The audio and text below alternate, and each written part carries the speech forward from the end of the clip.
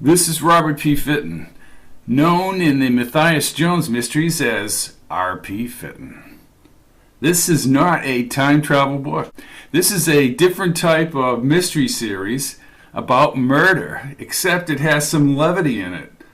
Now, how can you have humor and levity in murder? Well, the main concentration of the plot is, of course, unraveling the murder. But then you have wacky characters in the town of Hamilton, New Hampshire, who are all trying to contribute their own version of what their theory of the murder is. Sometimes they're right on target. Sometimes they're way off base. But they all center around a certain character. This is the son of an Indiana detective who was murdered in the line of duty, and his murder uncovered by his son, Matthias Jones. Now, Matthias Jones is not a cop, he's not an investigator, but he does possess many of the basic instincts of his late father in investigating murders, and learned a lot from his father with these instincts. Jones was a superb athlete who went on to become a coach and ended up in Hamilton, New Hampshire, coaching and being an athletic director of a small college in Hamilton, New Hampshire, the fictitious town along the coast of New Hampshire. Now, what is some of the background of this? If we look at some of the 1960s TV series, some of them are really wacky. I go back to the series that was on and way out. They have from 1965 to 71. Hogan's Heroes was despised by many as trying to gather humor out of a POW camp in Germany. Well, the thing is that the POWs always outsmarted their captors, and long cavalcade of characters that added levity to the show was what made it work. I understand the Underground will release Colonel Klink if the Gestapo frees Hans Wagner. Isn't that what they're demanding? Yeah, that's what they're demanding. Klink goes free if Wagner goes free. I certainly call that a fair deal. Yeah, so would I, if I were on the other side. Hans Wagner is the brains of the entire underground operation. He is highly intelligent, courageous, and a leader. What about Colonel Klink? What about him? Well, he's also a man of outstanding qualities, right, Schultz? Absolutely. Such as? Oh, there's so many. Name one. Well, they're not that. Execution takes place tomorrow, as scheduled. And then Wagner's brother shoots Colonel Klink. Now, come on, General. Think of how long you've known Colonel Klink. Think of the things you two have been through together. If I do, I'm liable to shoot him myself. I don't exactly do this in the Matthias Jones series, but what I wanted to do with Matthias Jones was the tension between Jones and the locals. It's a good-hearted tension because Jones, while he gets frustrated by these characters in the town, always ends up still being loyal to the town and to the college. The Strange Death of Dr. Povich. Chapter 1. Dr. Povich should have died long ago. His heart problems left him confined to death watches for months last year, and now, although miraculously recovered, his condition remained questionable. Father Gallagher, after years of antipathy toward Povich, invited him to St. Bart's Rectory for a dinner of reconciliation. Matthias Jones worried whether Gallagher's temper might break through his priestly demeanor and rattle Povich's fragile heart. Jones slowed his jeep at the narrow road leading up to Mount Polaris. A chain gate was open and a single plowed lane produced lumpy snowbanks from last night's storm. The swollen birch branches hung heavy and the pines stooped toward the road. He had always wanted to look into deep space from the large telescope atop this mountain north of Hamilton, but he did not fancy himself driving up the Mount Polaris road in the aftermath of the biggest storm to pelt southern New Hampshire in 10 years. Fred Dempsey had told him the clear, cold night would provide an excellent viewing opportunity. He shifted his Jeep into four-wheel drive and turned to Duff. "So, how did you end up at Prince William on a Tuesday night, Duff?" Duff said nothing for a few moments and stared out the window. "Well, I was supposed to meet a girl." Jones glanced in the rear mirror, back toward the street gate as he moved up the incline. "Woman, They can make you or break you. He raised his brows. Especially if you don't have a car. Yes, Coach. Let's face it, Duffy. You were leading all scorers last year, but now something's affected your play. I've got a lot on my mind. Dr. Povich, he's my advisor. He says I need to focus. The headlights brightened the snowbanks. He swerved the Jeep slightly, but easily negotiated the steep road. You and the doctor are close, I heard that. He's your mentor. He is, and my advisor. He knows my story. Yeah, but does he know about outside jump shots? The freckle-faced Duff smiled, but continued to look out the Jeep window. I've never been up here after a big storm. You sure it's cleared at the top? Well, I guess they plowed the top. I called campus security to unlock the gate. Bucky, you know Bucky. Oh, campus insecurity. Duff balanced his chin on his palm and stared silently into the passing trees lining the outside guardrail. Duff was edgy ever since he got in the Jeep at the Hannibal Mall in Prince William. Jones held the wheel with one hand and kept his right hand on the stick shift, as if removing his hand from the lever might cause some great tactical problem. Bucky has his own ideas about police work. We have to keep reminding him he's in charge of the campus security and not a real cop. Duff stretched his long legs. He gave me a parking ticket 2 weeks ago. Jones shifted again and moved the Jeep around the turn and started up a new hill. Oh, you don't own a car? While I was driving Bernie Gazinski's Toyota, I parked it like everyone else does next to the gym. Yeah, so what's the problem? I'm still trying to figure that one out. Bucky steps out of his little brown campus security car, pad flipped over and pen in hand. Jones nodded and laughed. Oh, I can see the whole thing. He waddles over in his uniform and tells me I'm in violation of Section 26 of the campus parking code. He said if I didn't move the car, he was going to have it towed off campus. Yeah, well, Bucky had Dean Kent's car towed. Of course, he didn't know it was Dean Kent's car, said Jones, shifting again. Never mind that Nigel Kent is also the president of Hamilton College and has a license plate marked Dean. So what happened with the Toyota? Duff pointed to Jones's blue parking sticker on the driver's side of the windshield. Well, I showed him Bernie's sticker. It's good through the academic year. Well, so what was the problem? He bends down on his hands and knees and starts crawling around on the pavement. He told me I was straddling the handicap space.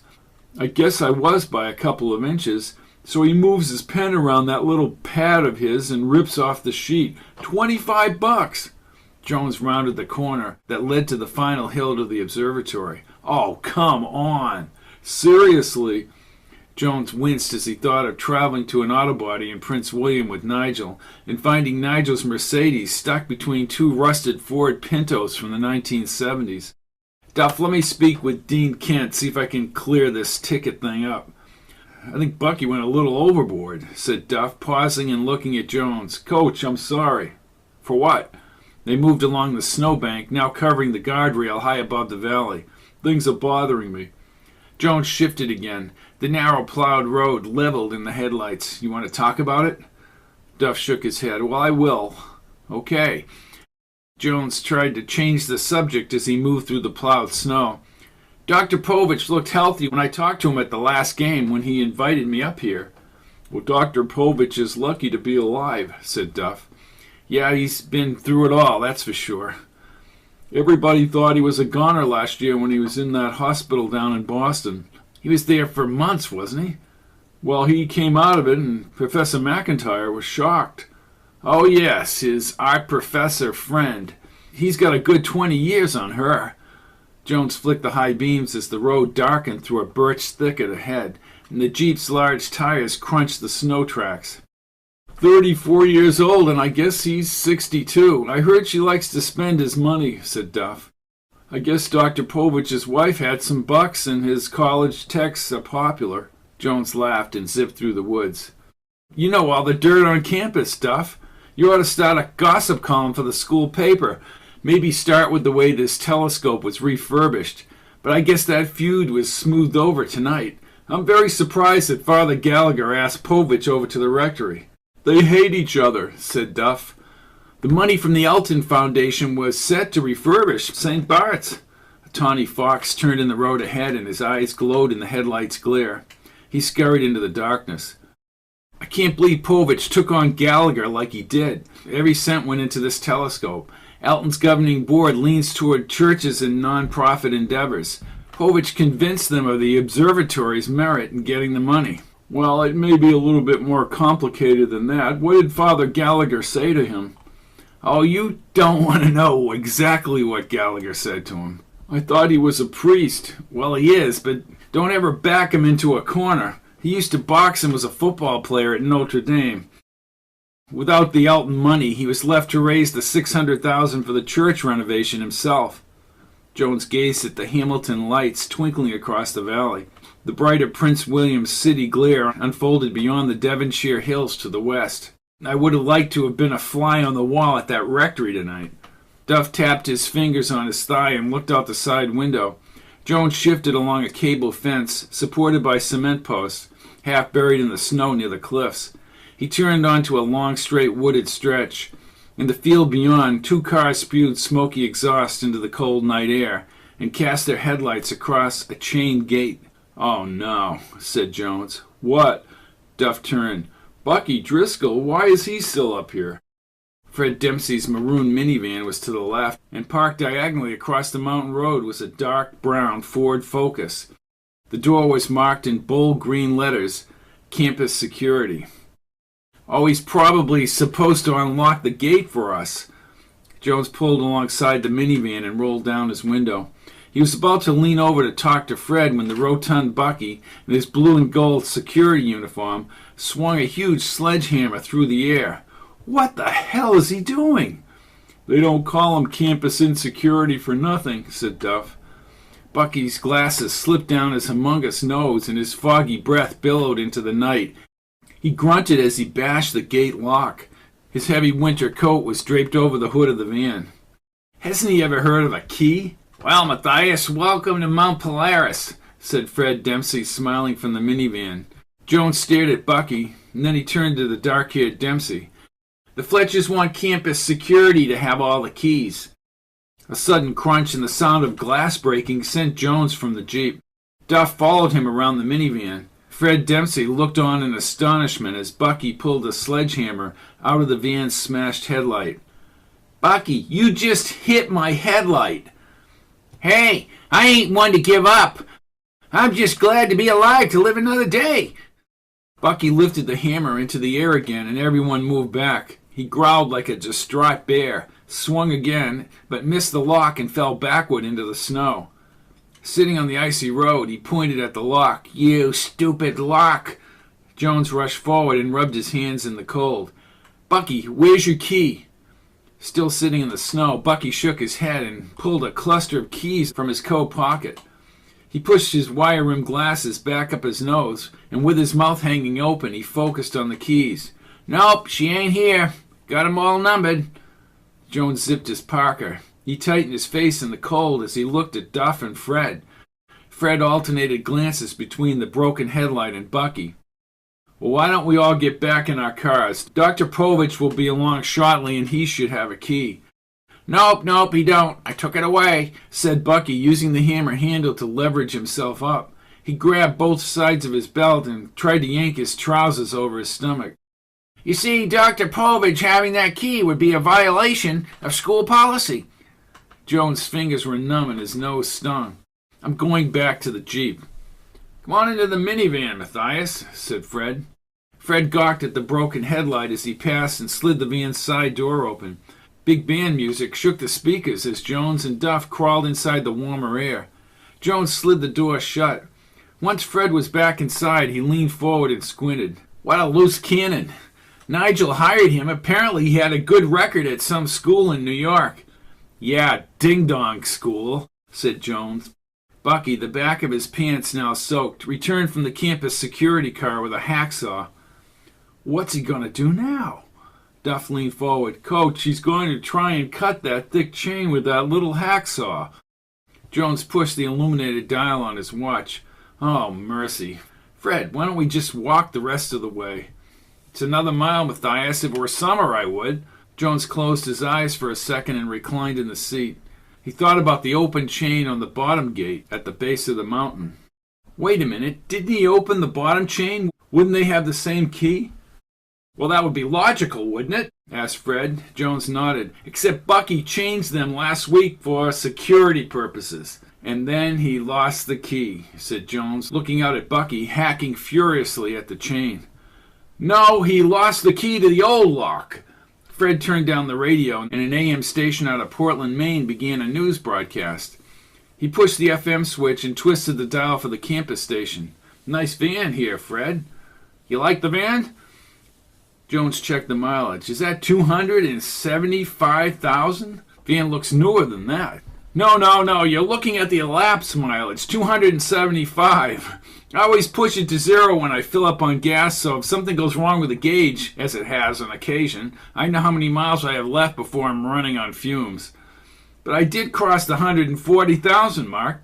This van owes me nothing. I change the oil frequently. Well, that's the ticket, said Jones, peering out the side mirror. Headlights shined down the cleared snow road. Jones checked his watch. It was 7:32. Oh, good. Maybe this is Dr. Povich. The car switched to low beams. Duff turned quickly. It's Sergey's BMW. Sergey, said Jones, smiling briefly at Bucky, still hacking the thick chain out front. Unless the doctor has a key, I don't know why we're all so enthusiastic. Bucky is still sawing out there. We could be here all night. The gray BMW slowed and stopped behind Jones's Jeep. Jones slid open the van door and hopped into the frigid air. The BMW's driver's window electronically moved downward, and the bearded Povich, bushy brows blending into his fur-lined hat, peered up at Jones. Problem, Matthias? He asked tersely. Jones moved closer to his puffy brown eyes. Povich was usually a congenial man with a good sense of humor, but he did not seem happy right now. Bucky, he lost the key to the gate. Povich rolled his eyes, adjusted his cashmere scarf, and put on his brown leather gloves. Then he opened the door, slowly swung his body around, and stuck his feet into the snow. He grabbed the edges of the door and lifted himself up. Jones was not sure whether he would insult Povich by taking his arm, but readied himself in case the doctor fell. Povich shuffled in slow motion across the snow to the front gate, where Bucky was still sawing wildly and swearing openly. Jones could see no progress as he cut the cold metal. Excuse me, Mr. Driscoll, said Povich. Steam moved upward from the elongated, sweaty stretch along Bucky's back.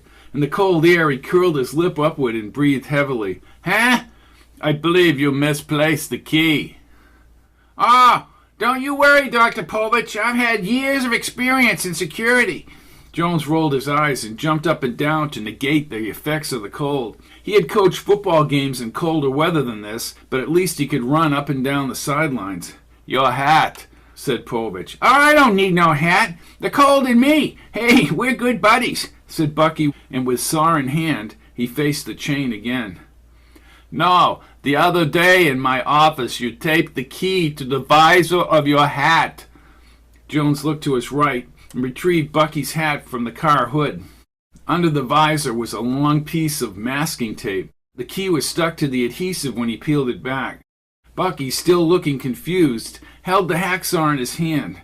Jones pulled the key from the tape and handed it to him as Povich slowly returned to his car. Ha! No wonder I couldn't find it.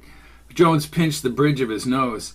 Bucky walked back to the chain and was about to place the key in the lock, but he dropped it in the snow. He bent over and scoured the ground. Jones threw up his hands and then stomped across the snow, almost slipping. He spotted the key near the gatepost, bent down and pinched it between his fingers. Ha! You got an eagle eye there, Coach, an eagle eye. Jones thrust the key into the lock and popped it. He and Duff dragged the chain back across the road, but Bucky gripped the links and ran through the snow. Jones fought to maintain his balance. With the gate now open, he moved precariously to Povich's car, and the electric window came down again. He handed the key to the doctor. Here, I think you better hold on to this, Doctor. Hold it! Hold it! Called Bucky as he ran from the gate. Let's not violate school policy. I need that key. I don't want to have to file a negative report. Bucky, how about we just let the doctor keep the key? Matthias, I am out of compliance. Truer words were never spoken from the mouth of man. Povich's window went up and he drove forward over the snowpack. Jones followed Duff into the Jeep as Fred Dempsey started forward, one headlight now illuminating the road ahead. Jones leaned out the Jeep window. Bucky stood with his hands on his hips. "Tough break, Buck. You'll just have to wing it." He shifted as Bucky kept ranting at the gate, and in the side mirror kicked the snow near his car. "Oh, yeah, you stupid gate. Oh, you're a pain in the ass, you know that?" Bucky Driscoll. I also have an adjacent city named Prince William, a fictitious city along the coast of New Hampshire, where I can bring in a number of underworld elements, and a very close friend of Jones's, Coco Stefani. Deep inside his pocket, his cell phone produced a muffled ring. He dug down with his gloves, finally removing the phone. "Jones." "Jonesy, it's Coco." "Coco, I've been trying to get you since last night." "Hey, man, I've had business to attend to. Besides, they just got the message to me. What's up?" "Don't you read the papers? Dr. Sergei Povich is dead." "Well, good." "What do you mean, good?" Jones continued walking, moving the phone under his stocking cap. The long brick art building was visible through the knoll and a cluster of birches. He was a world-famous astronomer. "Yeah? Well, he ripped that money off from Gallagher. I suppose you need me for something."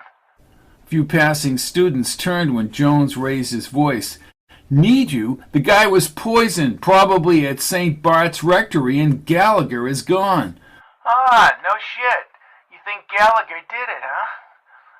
Jones neared the shovel path to the art building. He started up the salted incline.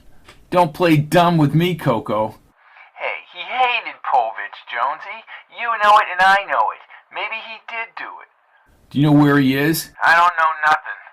"I need to find him, Coco, before he goes off the deep end. More than that, he may have other information." "Okay, I'll see what I can do. I'll call you." "Thanks." Coco recruited him to become a coach for the team, for the college team, and somehow Coco made gambling money, or makes gambling money, through his funding of the athletic program at the college. And the pompous Fletchers run the college and the town and own a paint factory in Prince William, New Hampshire, and the Fletchers are the ones in charge, but they always seem to be aloof and always fearful of the college's reputation being harmed. Jones has an ally in town, the local police chief, George Strickland. Strickland is, like Jones, one of the few sane people in the town. Matthias Jones. "It's George. I tried your cell phone." "The battery's gone. It's a long story, George. I'm off the air until I get back to Hamilton." "We've uncovered something significant in the Povich case." He looked at Coco and then at Gallagher. "What did you find out?" "One of Phillips's men located a witness 4 blocks from the rectory." "Witness to what?" "Well, this woman saw a blue Mercedes drop Duff Davis off at Lowry's drugstore on Davenport and 16th mid-afternoon." "You're kidding. Elsie McIntyre." "Yes. I have Duff in custody. Kevin is on his way over and we can't find McIntyre." Jones thought about Duff's motive again. What does Duff say to all this? "Says he was in the area, but he hitchhiked over to Prince William. Says he was picked up by an older gentleman in the Mercedes. He's lying. He's nervous and he's talking to L.G. Bentley about representing him." And Strickland has a host of deputies and people who they sort of bumble through the crimes and everything else and have their own idiosyncrasies that allow the humor to seep in the midst of the murder. One of the driving forces driving idiots, is Bucky Driscoll. Bucky Driscoll is the campus security cop who wants to be more than he is. He wants to be a real cop. That interferes with investigations all the time. Bucky rounded the cinder block corner and tried to zip up his fly, but the zipper was stuck. Jones turned back to Fred. "I'll keep this confidential, of course." "Stupid zipper! Bucky entered the office, still yanking at the zipper, and then finally pulled it up. The heat from the long metal wall units warmed the office, but Bucky positioned his stocking cap over his forehead and zipped up his heavy coat to the neck. "There! You know, Matthias, my sister wants to go out with you." Jones stared at Bucky's large nose and protruding teeth and wondered what the sister would look like. Great. Then the campus security man maneuvered himself between Jones and Fred.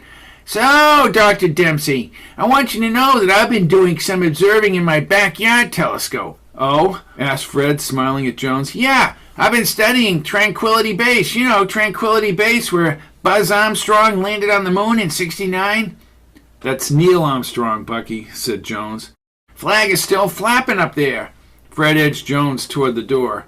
"Well, that's quite impossible, Bucky. The moon has no air." "Ah, well, there's a lot of hot air down here, though," said Jones as they passed the befuddled Bucky and headed back to the main observatory. And again, back in Prince William, you have the district attorney, the pompous Herbert Lane, who, when he gets on camera, tries to get his toupee in place. And Lane is on the borderline sleazy, connected with Mayor Pacata, who is definitely sleazy. And then you have another ally of Jones, Kevin Phillips, on the police department in Prince William, as well as the police chief, Don Pacheco. But Phillips and Jones are more of the same age and are connected a lot better.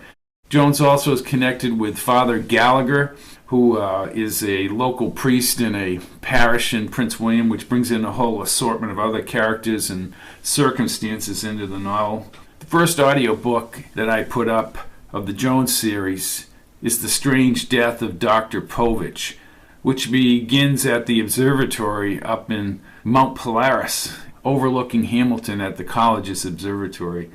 And that's about all I'll say about it, other than the fact the guy collapses and dies inside the telescope area. A whole host of suspects immediately bubble up for Jones as he gets involved, because he was right there when Povich bit the dust. And then the second one that's probably going to be out in May of 2016 is called Funeral March for the Maestro.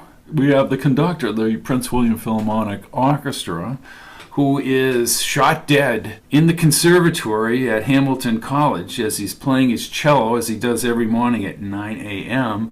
Poor old Lark Larson, the former bumbling coach whom Jones replaced, is seen fleeing from the conservatory by Jones as he's running his baseball camp during the summer. There was a shot fired as Lark was inside, a second shot, which is the key to the story. So this is a whole different series, and it's something that has some humor in it and is enjoyable to listen to, as well as trying to solve the crime and see who done it.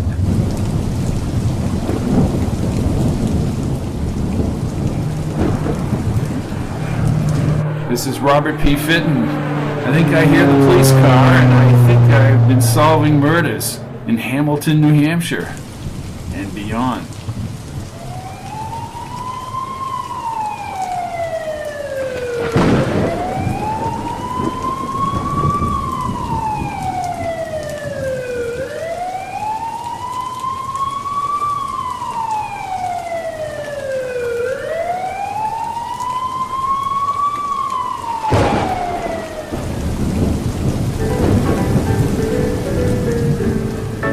Check out Fitton's Time Travel and all Fitton books at audible.com.